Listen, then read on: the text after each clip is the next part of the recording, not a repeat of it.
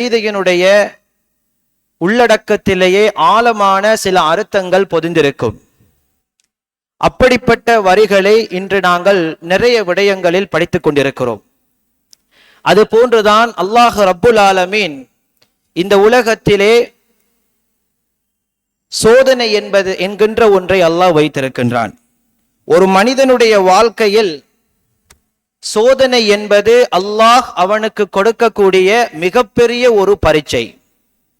அந்த பரீட்சையில் அவன் சித்தியடைந்து விட்டால் அது அவனுக்கு நல்ல ஒரு நன்மையையும் நல்ல கூலியையும் ஏற்படுத்தி தரக்கூடியதாக இருக்கும்.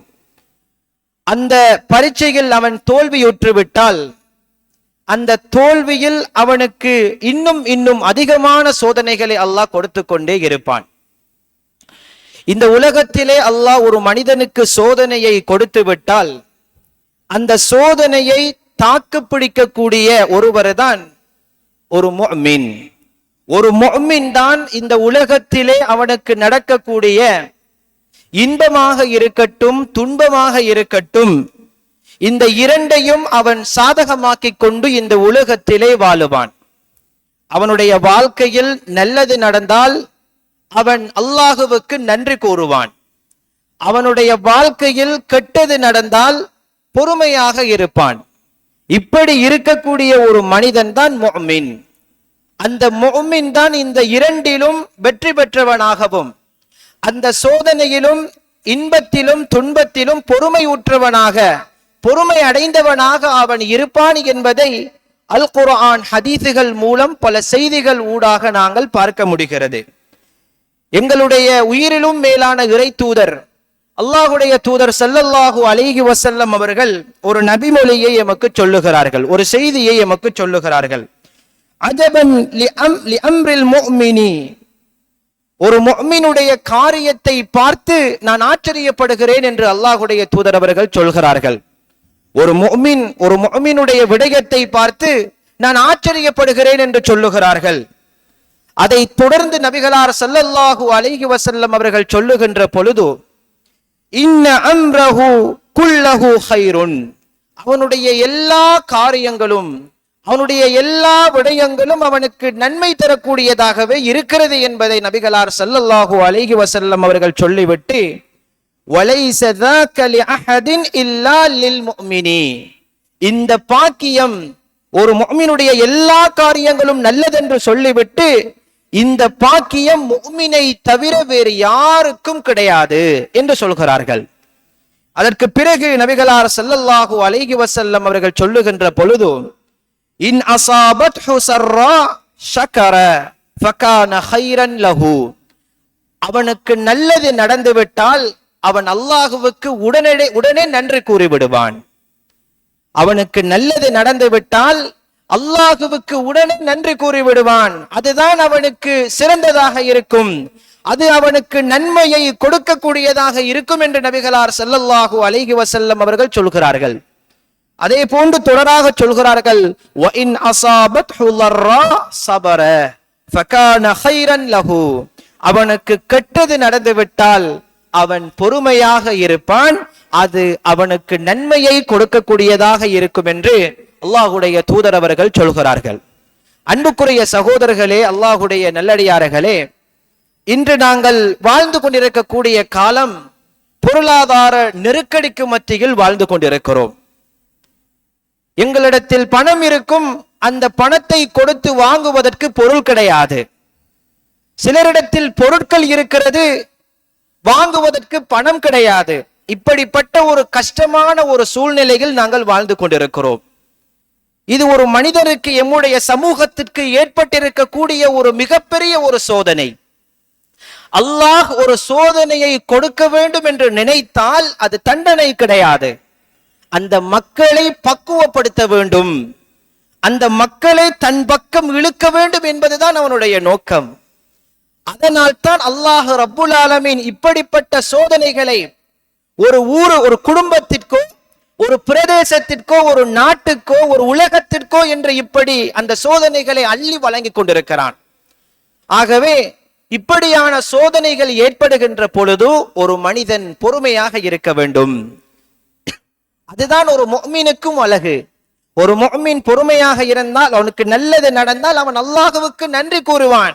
ஒரு மனிதன் ஒரு வியாபாரத்தை ஆரம்பிக்கிறான் என்றால், அவனுக்கு அதிகமான இலாபம் கிடைக்கிறது என்றால் அல்லாஹ்வுக்கு நன்றி கூற வேண்டும்.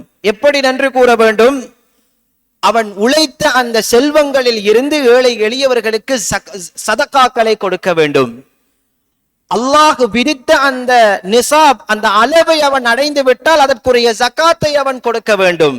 இதுதான் அல்லாஹ்வுக்கு ஒரு மனிதன் செய்யக்கூடிய நன்றி. இதுதான் ஒரு முஃமினுடைய பண்பும் கூட.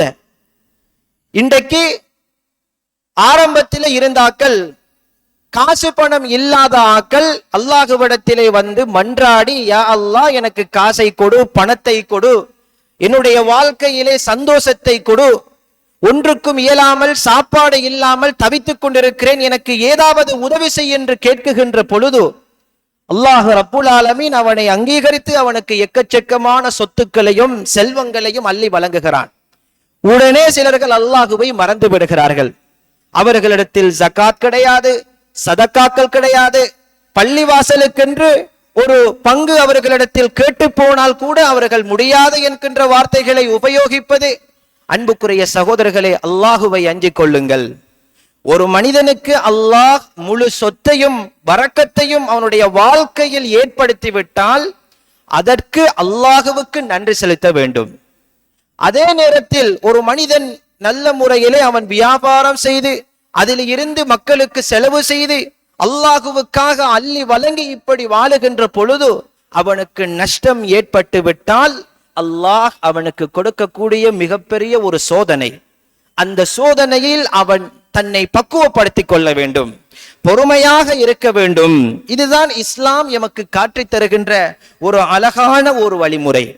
ஒரு மனிதனுக்கு ஏன் இந்த சோதனை ஏற்படுகிறது என்பதை சூரத்துல் பக்ராவினுடைய 155வது வசனத்திலே அல்லாஹ் எமக்கு சொல்லுகிறான்.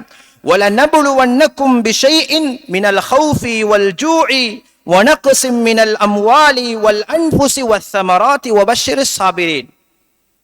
இந்த வசனத்தில் சொல்லக்கூடிய அனைத்தும் இன்று உலகத்தில் நடந்து கொண்டிருக்கிறது. அல்லாஹ் சொல்லுகிறான், நாங்கள் உங்களை பயத்தை கொண்டு நாங்கள் சோதிப்போம். இன்றைக்கு சில நாடுகளில் பயந்து மக்கள் வாழ்ந்து கொண்டிருக்கிறார்கள். இன்று நாட்டில் நடந்து கொண்டிருக்கிறது. இது அல்லாஹ்வுடைய ஒரு சோதனை. பயத்தை கொண்டு நாங்கள் சோதிப்போம். அல்லாஹ் சொல்லுகிறான், வல்ஜூஇ, பசியை கொண்டு நாங்கள் சோதிப்போம் என்று அல்லாஹ் சொல்லுகிறான். அதுவும் இன்று உலகத்தில் நடந்து கொண்டிருக்கிறது.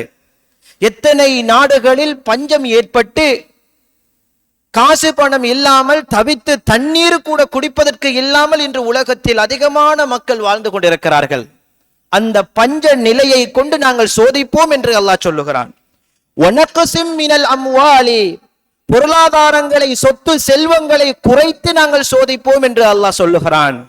வல் அன்ஃபுஸி, யுத்தங்கள் நடந்து மக்களுக்கு மத்தியில் சண்டைகள் நடந்து உயிர்கள் சேதங்கள் ஏற்பட்டு ஒரு வழிமுறை ஒரு இது நடக்குமே, அப்படியும் நாங்கள் சோதிப்போம் என்று அல்லாஹ் சொல்லுகிறான். அல்லாஹ் பிறகு சொல்லக்கூடிய வார்த்தை என்ன தெரியுமா? ஒபஷிர் சாபிரீன், நாங்கள் சோதனை தந்தால் நீங்கள் பொறுமையாக இருக்க வேண்டும். பொறுமையாளர்களுக்கு ஒபஷிர், பஷாரத் இருக்கிறது, நன்மாராயம் இருக்கிறது என்று அல்லாஹ் சொல்லுகிறான். ஆகவே எப்படிப்பட்ட சோதனைகள் வந்தாலும் ஒரு மனிதனை பக்குவப்படுத்திக் கொள்ள வேண்டும் என்கின்ற ஒரு நோக்கமே தவிர வேறு எதுவுமே இல்லை. அவன் பொறுமையாக இருக்க வேண்டும் என்பதுதான் அவனுடைய நோக்கம். இந்த உலகத்திற்கு நாங்கள் வந்திருக்கக்கூடிய நோக்கம் நாங்கள் அல்லாஹுவை வணங்க வேண்டும் என்பதுதான். எங்களுக்கு சோதனை ஏற்பட்டு விட்டால் தொழுகையை நாங்கள் விட்டுவிடக் கூடாது. எங்களுக்கு சோதனை ஏற்பட்டு விட்டால் வியாபாரத்தில் அதிகமாக சென்று இந்த தொழுகைகளை நாங்கள் வீணடிக்க கூடியவர்கள் சில சகோதரர்களும் இந்த உலகத்தில் வாழ்ந்து கொண்டிருக்கிறார்கள். ஆகவே எல்லாவற்றிலும் பொறுமையாக இருந்து நாங்கள் அல்லாஹுவுக்கு செய்யக்கூடிய கடமைகளில் இருந்து நாங்கள் நீங்கிவிடக் கூடாது. அன்புக்குரிய சகோதரர்களே, அல்லாஹுடைய நல்லடியார்களே, கடைசியாக ஒரு சம்பவத்தை சொல்லி இதனை நான் முடித்துக் கொள்கிறேன். நபிகளார் ஸல்லல்லாஹு அலைஹி வஸல்லம் அவர்கள் வாழ்ந்த அந்த கால பகுதியில் மதீனத்து பகுதியிலே உம்மு சலமா ரலியல்லாஹு அன்ஹா அவர்களும் அவர்களுடைய கணவரான அபி சலமா ரலியல்லாஹு அன்ஹு அவர்களும் இருவரும் இந்த இஸ்லாத்தை மிகவும் நேசித்தவர்கள், இஸ்லாத்தை தழுவிக்கொண்ட ஒரு தம்பதிகள், ஒருவரை ஒருவர் மிகவும் புரிந்துணர்வோடு வாழ்ந்து கொண்ட ஒரு தம்பதியினர். சந்தோஷத்துடனும் எந்த அளவுக்கென்றால் உம்மு சலமா அவ்வளவு அன்பு வைத்தார்கள் அபூ சலமா ரலியல்லாஹு அன்ஹு அவர்கள் மீது. அல்லாஹுவின் தூதருடைய கட்டளை வருகிறது, உஹது யுத்தத்திற்கு எல்லாரும் தயாராக வேண்டும். அப்பொழுது அபூ சலமா ரலியல்லாஹு அன்ஹு உம்மு சலமாவினுடைய கணவரான அபூ சலமா என்ன செய்கிறார் என்றால் அந்த உஹது யுத்தத்திற்கு போகிறார். அந்த உஹது யுத்தத்திலே அவருக்கு காயம் ஏற்படுகிறது. போர் நடந்து கொண்டிருக்கும் பொழுது அவருக்கு பலத்த காயம் ஏற்படுகிறது. பிறகு ஓரிரு நாட்களில் அபூ சலமா ரலியல்லாஹு அன்ஹு அவர்கள் மரணித்து விடுகிறார்கள். உம்மு சலமா ரலியல்லாஹு அன்ஹா அவர்களிடத்தில் ஒரு குழந்தை இருக்கிறது. அந்த குழந்தையை வைத்துக் கொண்டு மிகப்பெரிய ஒரு கவலையில் மூழ்கி விடுகிறார்கள்.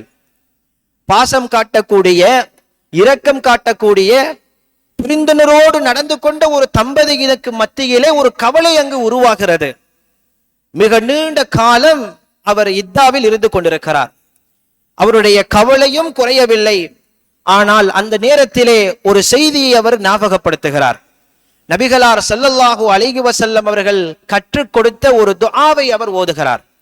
ஒரு மனிதனுக்கு கவலை ஏற்பட்டு விட்டால், சோதனையில் அவன் மூழ்கிவிட்டால், அல்லாஹுவின் தூதர் அவர்கள் ஒரு துஆ ஒன்றை எமக்கு கற்று தந்திருக்கிறார்கள். அது என்ன துஆ? அந்த துஆவை இவர் ஓதுகிறார். உம்மு சலமா ரலியல்லாஹு அன்ஹா அவர்கள் ஓதுகிறார்கள். அல்லாஹும்ம அஜிர்னி ஃபீ முஸீபதி இன்னா லில்லாஹி வ இன்னா இலைஹி ராஜிஊன்.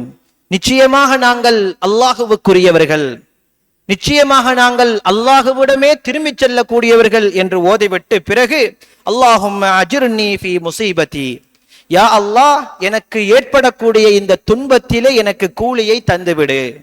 வ அக்லிஃப் லி கைரன் மின்ஹா, இதை விட எனக்கு சிறந்த ஒன்றை எனக்கு பகரமாக கொடு என்று இந்த துஆவை நபிகளார் ஸல்லல்லாஹு அலைஹி வஸல்லம் அவர்கள் கற்றுக் கொடுத்த இந்த துஆவை அவர் ஓதுகிறார்.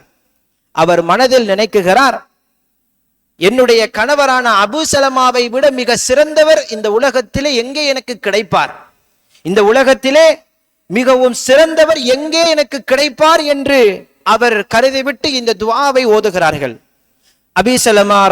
உம்மு சலமா ரலியல்லாஹு அன்ஹா அவருடைய இத்தாவுடைய காலம் முடிந்து விடுகிறது.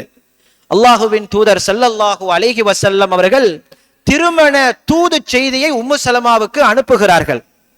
நான் உம்மு சலமாவை திருமணம் முடிக்குகிறேன் என்று அந்த செய்தியை உம்மு சலமா ரலியல்லாஹு அன்ஹா அவர்களுக்கு இந்த செய்தியை அனுப்புகிறார்கள். அன்புக்குரிய சகோதரர்களே, அல்லாஹ்வுடைய நல்லடியார்களே, இந்த சம்பவத்திலே கேளுங்கள், இந்த சம்பவத்தின் ஊடாக நீங்கள் புரிந்து கொள்ளுங்கள். உம்மு சலமா ரலியல்லாஹு அன்ஹா அவர்கள் நினைத்தது, தன்னுடைய கணவனை விட மிக சிறந்தவர் இந்த உலகத்தில் யார் இருப்பார் என்ற அந்த கேள்வியும் அந்த ஏக்கமும், தன்னுடைய கணவனை இழந்த அந்த சோகத்துக்கு மத்தியிலே இந்த துஆவை ஓதிக்கொள்கிறார்கள். அல்லாஹுடைய நாட்டம், அல்லாஹுவின் தூதர் அவர்கள் இந்த அகிலத்தாருக்கெல்லாம் ஒரு தூதுவராக அனுப்பப்பட்ட ஒரு மனிதர், மிகவும் ஒரு சிறந்த ஒரு மனிதர். அல்லாஹுவின் தூதர் அவர்கள் உம்மு சலமா ரலியல்லாஹு அன்ஹா அவர்களை திருமணம் முடிக்குகிறார்கள். இப்படித்தான் ஒவ்வொரு மனிதர்களுடைய வாழ்க்கையிலும் ஏற்படக்கூடிய துன்பமாக இருக்கட்டும், கஷ்டமாக இருக்கட்டும், நாங்கள் அல்லாஹுவிடத்தில் பிரார்த்தனை செய்து கொள்ள வேண்டும். இந்த துஆ சிறிய துஆ. நாங்கள் எங்களுடைய துக்கம், கஷ்டங்கள், எங்களுடைய பொருளாதாரத்திலோ வாழ்க்கையிலோ அல்லது எங்களுடைய வேறு வேறு நாட்டில் இடம்பெறக்கூடிய இந்த பஞ்சமான இந்த காலத்திலோ ஏதோ ஒரு நிலையிலும் எங்களுக்கு கஷ்டங்களும் கவலைகளும் துக்கங்களும் வந்துவிட்டால் இந்த துஆவை நாங்கள் ஓதிக்கொள்ள வேண்டும். இன்னா லில்லாஹி வ இன்னா இலைஹி ராஜிஊன். அல்லாஹும்ம அஜிர்னி ஃபீ முஸீபதி வ அக்லிஃப் லி கைரன் மின்ஹா. இந்த துஆவை நானும் நீங்களும் எங்களுடைய கஷ்டங்கள் வரும் பொழுதும் துக்கங்கள் வரும் பொழுதும் நாங்கள் பொறுமையாக இருந்து இதனை ஓத வேண்டும். ஆக முக்கியமாக ஒவ்வொரு மனிதனிடத்திலும் இருக்க வேண்டியது இந்த பொறுமை. அஸ்ஸபுர் என்கிறது ஒவ்வொரு மனிதனிடத்திலும் இருக்க வேண்டும். அல்லாஹ் ரப்புல் ஆலமீன் சொல்லுகிறான், ஃபஸ்பிர் சபுரன் ஜமீலா, நீங்கள் பொறுமையாக இருந்து கொள்ளுங்கள், அந்த பொறுமை உங்களுக்கு அழகானது. இன்னும் ஒரு இடத்திலே அல்லாஹ் சொல்லுகிறான், இன்னல்லாஹ மஅஸ் ஸாபிரீன், பொறுமையாளர்களோடு தான் அல்லாஹ் இருக்கிறான் என்று அல்லாஹ் சொல்லுகிறான். ஆகவே எந்த நிலையிலும் பொறுமையாக இருந்து கொள்ளுங்கள், அப்போதுதான் அல்லாஹ் உங்களோடு இருப்பான் என்கின்ற இந்த செய்தியை சொல்லிக்கொண்டு நானும் நீங்களும் இதிலிருந்து நிறைய படிப்பினைகளை பெற்று எம்முடைய வாழ்க்கையிலே நல்ல விடயங்களை நாங்கள் அமுல்படுத்தி நல்ல விடயங்களை செய்து கொள்வதற்கு எல்லாம் வல்ல அல்லாஹ் எம் அனைவருக்கும் அருள் புரிவானாக. வ ஆகிரு தஅவானா அனில் ஹம்துலில்லாஹி ரப்பில் ஆலமீன். வஸ்ஸலாமு அலைக்கும் வரஹ்மத்துல்லாஹி வபரகாத்துஹு.